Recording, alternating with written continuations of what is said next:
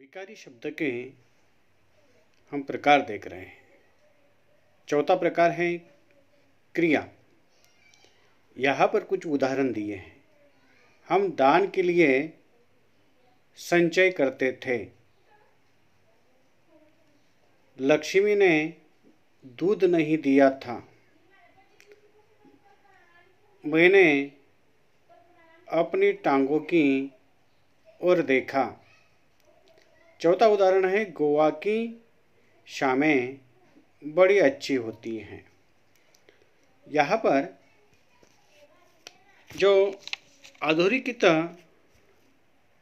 शब्द जो हैं करते थे, दिया था, देखा, होती है। ये जो अधोरेखित शब्द जो हैं ये उपरोक्त वाक्यों में दिया था, करते थे, देखा, होती है, ये क्रिया का ज्ञान कराती है। ये क्रिया है, क्रिया का ज्ञान कराती है। और यहाँ पर करते थे, इसमें मूल क्रिया है करते। इस धातु का इस क्रिया की मूल क्रिया जो है करना, इसे धातु भी कहा जाता है।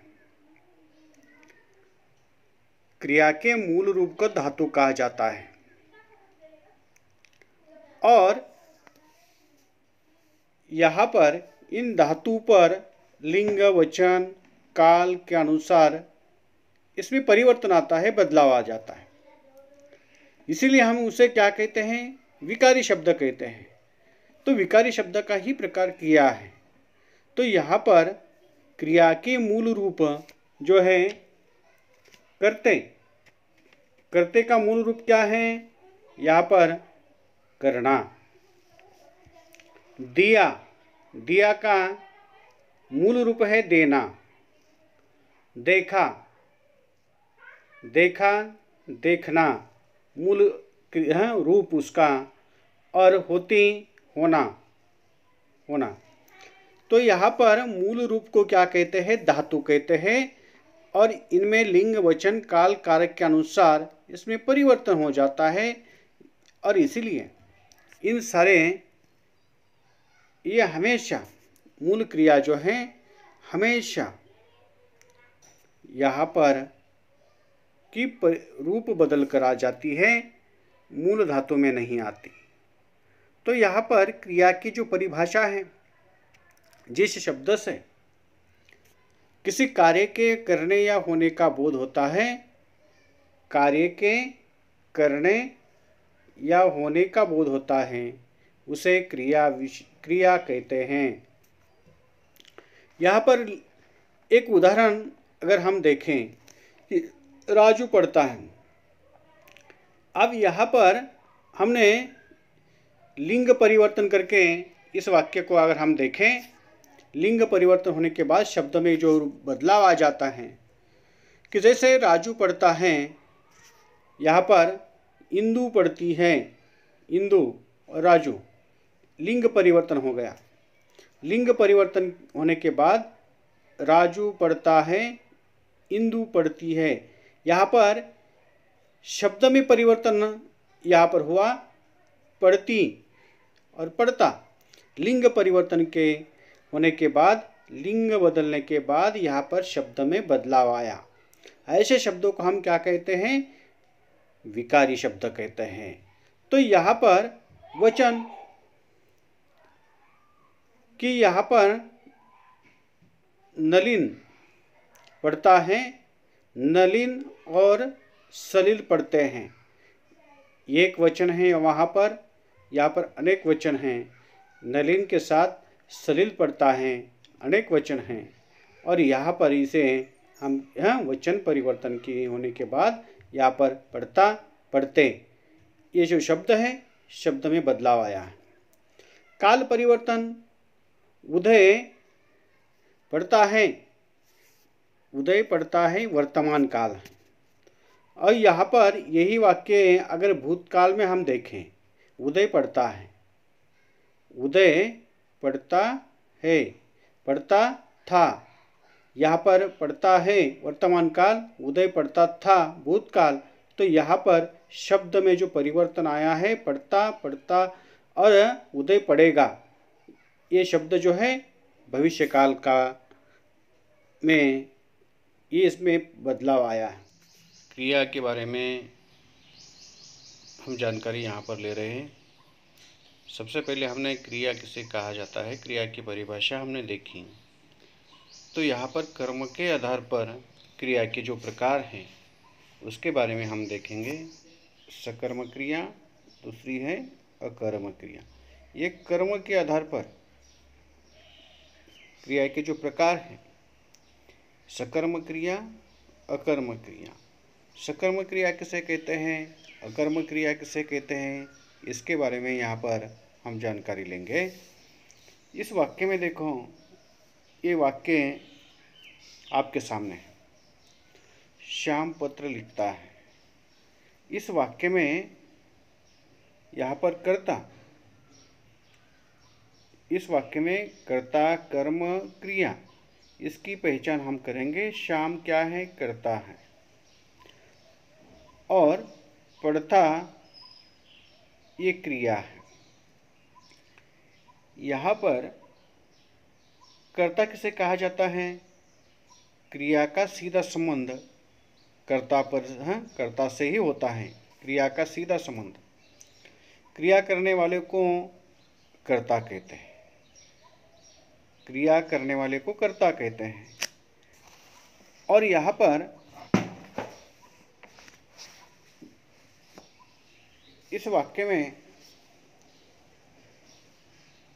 श्याम पत्र पढ़ता है, यहाँ पर क्रिया पढ़ता है, ये क्रिया है। और इस वाक्य का असर श्याम पर नहीं, इस क्रिया का असर श्याम पर, श्याम इस कर्ता पर न होते हुए पत्र पर पड़ रहा है। यहाँ पर इसका असर पत्र पर पड़ रहा है, और इसीलिए क्रिया के कार्य का असर पत्र पर पड़ रहा है, और इसीलिए ये क्या है, कर्म है। यहाँ पर क्रिया का धातु जो है, मूल रूप क्रिया का, जैसे क्रिया संबंधी महत्वपूर्ण बातों में धातु सर्वोत्तम होता है। हिंदी भाषा संस्कृत से उसका जन्म हुआ है, उपजी है। संस्कृत में क्रिया का मूल रूप, क्रिया के मूल रूप को धातु कहा जाता है। धातु का अर्थ देखो कि संस्कृत के में क्रिया के मूल रूप को धातु कहा जाता है। यहाँ पर कर्ता का अर्थ हमने देखा। कर्म किसे कहते हैं कि क्रिया का प्रभाव जिस पर पड़ता है उसे कर्म कहते हैं। क्रिया का प्रभाव, क्रिया का असर यहाँ पर श्याम पर न होते हुए पत्र पर पड़ा है, इसलिए पत्र क्या है, कर्म है। और यहाँ पर इस वाक्य में कर्म है, इसीलिए यहाँ पर सबसे पहले हम ये देखेंगे कि यहाँ पर स क्या है, साथ। स का अर्थ स यानी साथ, और कर्म यानी कर्म के साथ जो क्रिया होती है उसे सकर्म क्रिया कहते हैं। यहाँ पर अ यानी नहीं, कर्म के साथ, यहाँ पर क्रिया के साथ यहाँ पर कर्म नहीं है, कर्म नहीं, इसीलिए ये अकर्म क्रिया है। अकर्म क्रिया है। ओ यानी नहीं। तो यहाँ पर इस वाक्य में श्याम पत्र लिखता है, पढ़ता है, तो यहाँ पर क्रिया का असर सीधे श्याम पर न होते हुए पत्र पर पड़ता है, इसलिए इस वाक्य में कर्म क्या है? पत्र है। और ये क्रिया कौन सी है? सकर्म क्रिया है, सकर्म क्रिया। दूसरा वाक्य हम देखेंगे, मदन गीत गाता है। यहाँ पर इस वाक्य में गाता है ये क्रिया,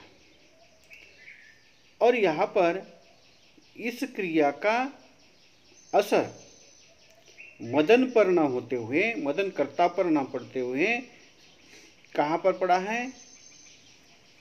गीत पर पड़ा है। और इसीलिए क्रिया का प्रभाव कर्म पर पड़ता है, क्रिया का प्रभाव कर्ता पर न होते हुए कर्म पर पड़ता है, इसीलिए इसे हम कर्म कहते हैं।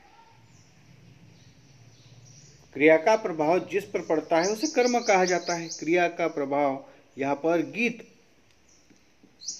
यहाँ पर इस पर पड़ा है, इसीलिए गीत क्या है? ये कर्म है और मदन करता है। क्रिया से पहले कर्म जिसे कहते हैं, क्रिया का से पहले क्या, किसको, इसका उत्तर मिलता है तो वह कर्म कहलाता है। क्रिया इस वाक्य में क्या है? पढ़ता है। यहाँ पर हम प्रश्न पूछेंगे, क्या पढ़ता है? पत्र पढ़ता है। तो क्रिया से पहले, यहाँ पर क्रिया से पहले हमें क्या, क्रिया को से पहले क्या शब्द लगाकर अगर हम प्रश्न पूछेंगे तो उसका उत्तर में जो आता है वह कर्म होता है। क्या पढ़ता है? पत्र पढ़ता है। पत्र क्या है? कर्म है। यहाँ पर मदन क्या गाता है? गीत गाता है। प्रश्न के यहाँ पर क्रिया से पहले क्या, किसको, ये शब्द लगाकर अगर प्रश्न पूछते हैं तो उससे जब उत्तर मिलता है वह कर्म होता है। कर्म पहचानने का ये आसान तरीका है कि प्रश्न पूछना है क्रिया से पहले क्या, किसको, ये शब्द लगाकर अगर हम प्रश्न पूछेंगे और उसका जब उत्तर मिलता है तो उत्तर आने से जो शब्द उत्तर आता है वो कर्म होता है। और यहाँ पर अकर्म क्रिया के कुछ उदाहरण यहाँ पर दिए हैं। राम पढ़ता है, पहला वाक्य जो है यहाँ पर राम पढ़ता है। राम पढ़ता है क्रिया का असर यानी क्रिया का प्रभाव यहाँ पर सीधा कर्ता पर पड़ा है, और इसीलिए यहाँ पर राम ये कर्ता पर पड़ा है, इसीलिए इस क्रिया पढ़ता है, ये क्या है? क्रिया है। इस वाक्य में कर्म नहीं है। कर्म नहीं, कर्म नहीं है, इसीलिए ये क्रिया कौन सी है? अकर्म क्रिया है। सरला खेल रही है, खेल रही है ये क्रिया है, और क्रिया का प्रभाव कर्ता पर पड़ा है, इसीलिए ये क्रिया कौन सी है? अकर्म क्रिया है। तो यहाँ पर अकर्म क्रिया और सकर्म क्रिया, यहाँ पर एक उदाहरण आपको मैं बता दूं। जब क्रिया के साथ कर्म का उल्लेख न हो तो अकर्म क्रिया होती है, और कर्म का उल्लेख हो तो सकर्म क्रिया होती है। बालक दौड़ रहा है, इस वाक्य में केवल कर्ता और उसके द्वारा की जा रही क्रियाओं का उल्लेख यहाँ पर है, इसीलिए ये वाक्य क्या है? अकर्म क्रिया है। मीरा सो रही है, सो रही है क्रिया है, और इस केवल कर्ता और उसके द्वारा की जा रही क्रियाओं का उल्लेख यहाँ पर इस वाक्य में आता है। इसीलिए ये वाक्य कर्म का अभाव इसमें है। इसीलिए यहाँ पर बालक दौड़ता है क्रिया, दौड़ना और सोना ये अकर्म क्रिया हैं। अकर्म क्रिया कैसे पहचानना है कि हमने कर्म, यहाँ पर कर्म की पहचान हमने की, जिसमें कर्म है क्रिया से पहले क्या किसको इसका उत्तर मिलता है वह कर्म इसे कहते हैं। अकर्म क्रिया किसे कहते हैं? क्या और किससे। वाक्य में क्रिया के साथ क्या किससे और किसको लगाकर प्रश्न पूछेंगे, उत्तर न मिले तो वह क्रिया अकर्म क्रिया कहलाती है। अब यहाँ पर क्रिया से पहले हम पूछेंगे कि पढ़ता है, क्या पढ़ता है। इस प्रश्न का उत्तर यहाँ पर नहीं मिलता, इसीलिए राम पढ़ता है ये क्रिया में कर्म नहीं है। अकर्म क्रिया कैसे पहचानना है? खेल रही है ये जो क्रिया है, इस खेल रही इस क्रिया से पहले कि हमने क्या किया, क्या खेल रही है, इसका भी प्रश्न का उत्तर नहीं मिलता, और इसीलिए इस वाक्य में कर्म नहीं है।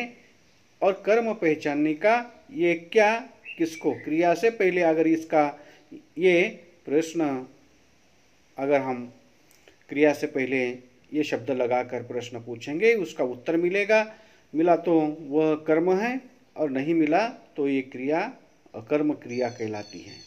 तो इस प्रकार से क्रिया के कर्म के आधार पर क्रिया के जो दो प्रकार है, सकर्म क्रिया अकर्म क्रिया, इनके कुछ उदाहरण हम देखेंगे कि लाए। इस वाक्य में लाए क्या है? ये क्रिया है। पुस्तक यहाँ पर बच्चे करता है, और इस वाक्य में क्रिया का प्रभाव कर्ता पर न होते हुए यहाँ पर बच्चे पुस्तकें लाए। यहाँ पर क्या लाए, क्या प्रश्न? यहाँ पर कर्म की पहचान करते समय क्रिया से पहले क्या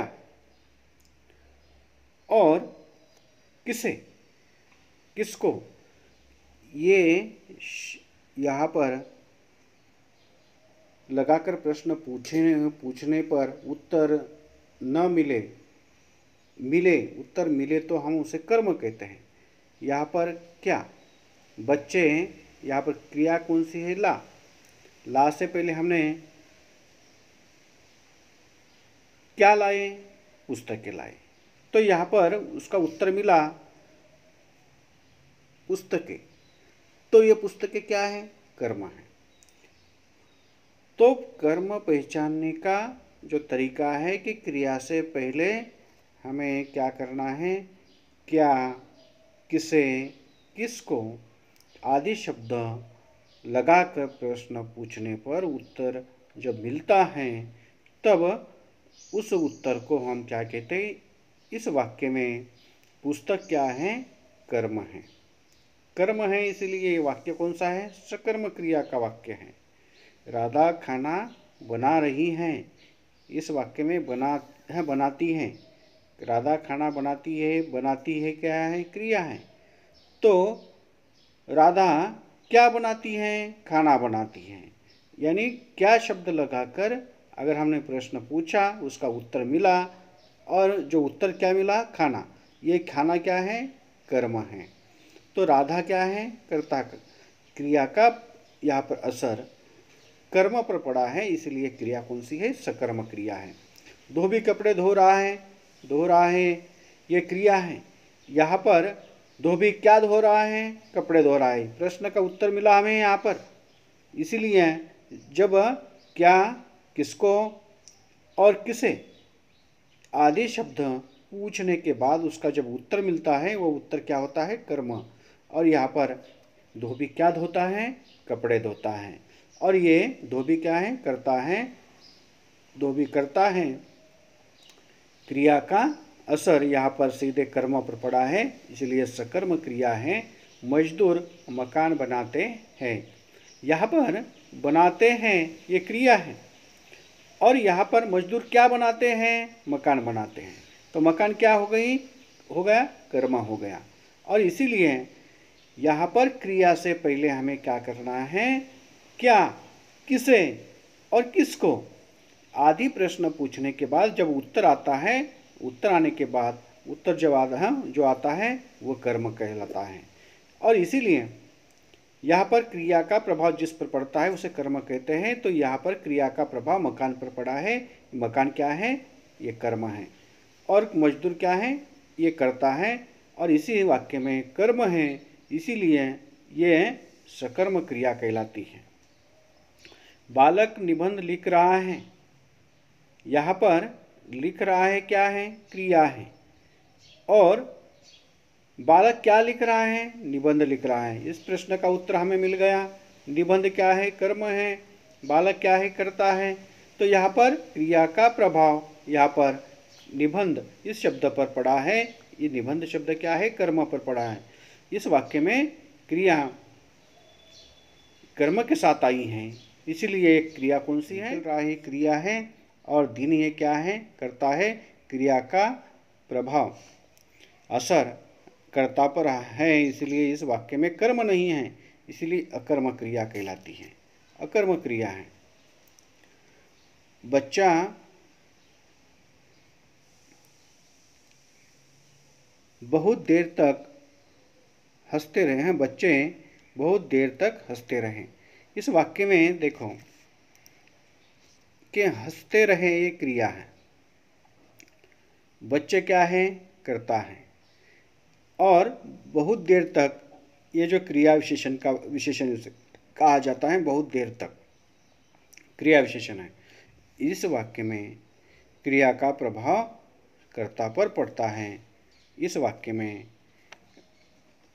कर्म नहीं है, इसलिए ये क्रिया अकर्म क्रिया कहलाती है। रमजानी चुप खड़ी थी, क्या खड़ी थी, क्यों खड़ी थी। यहाँ पर क्या, किसको और यहाँ पर किसको, किसे, क्या आदि प्रश्न अगर हम क्रिया से पूछेंगे, क्रिया के पहले लगाकर पूछेंगे, रमजानी क्या चुप खड़ी थी, इस प्रश्न का उत्तर हमें नहीं मिलता, इसीलिए इस वाक्य में कर्म नहीं है। इसीलिए यह क्रिया कौन सी है, अकर्म क्रिया है। रमजानी करता है, ये चुप खड़ी थी क्या है, क्रिया है। अकर्म क्रिया और सकर्म क्रिया किसे कहते हैं, इसकी परिभाषा हम देखेंगे। अकर्म क्रिया किसे कहते हैं, जिस क्रिया का प्रभाव उसके कर्ता तक ही सीमित रहता है, उसे क्या कहते हैं, कर्ता तक ही सीमित रहता है, इसीलिए उसे अकर्म क्रिया कहते हैं। सकर्म क्रिया किसे कहते हैं, जिस क्रिया का प्रभाव उसके कर्म पर पड़ता है, कर्म पर पड़ता है, उसे सकर्म क्रिया कहते हैं। तो इस प्रकार से